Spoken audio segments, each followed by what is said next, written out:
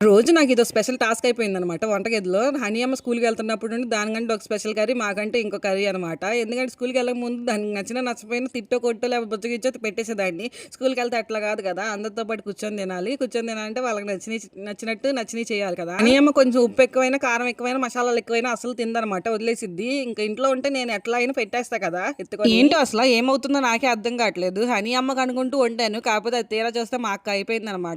కారం వేయకూడదు అనుకున్నా, కాకపోతే మర్చిపోయి మధ్యలో ఏసేసాను. అసలు ఏమైపోతుందో కూడా నాకే అర్థం కావట్లేదనమాట. ఇంక ఈ కర్రీ అయితే మేము తినేస్తాము. హనీ కోసం ఇంకో కర్రీ వండాలి. అసలుకే దానికి స్కూల్‌కి టైం అయిపోతుంది. అంతేగా మరి ఏదైనా సరే దాని మీద ఇంట్రెస్ట్ ఉంటే లేకపోతే దాని మీద ధ్యాస ఉండాలి. అప్పుడే కుదురుద్దనమాట. ఏమైనా సరే ఈ మధ్య నాకు అసలు ఏంటో దాని మీద ధ్యాస ఉండట్లా, బుర్ర ఉండట్లా. మీరే అబ్జర్వ్ చేసుకుంటారు నాకు తెలిసి. యూట్యూబ్‌లో వీడియోస్ కూడా అప్లోడ్ చేస్తే ఒకేసారి అప్లోడ్ చేసేస్తున్నా, లేకపోతే బాగా గ్యాప్ వచ్చేస్తుంది కదా! చూడండి, చెయ్యి కూడా కాల్ చేసుకోండి. ఇట్లా ఉంటది మరి. మీరు మాత్రం లైక్ చేసి సపోర్ట్ చేయండి అబ్బా కొంచెమన్నా. అప్పుడైనా మారొచ్చేమో.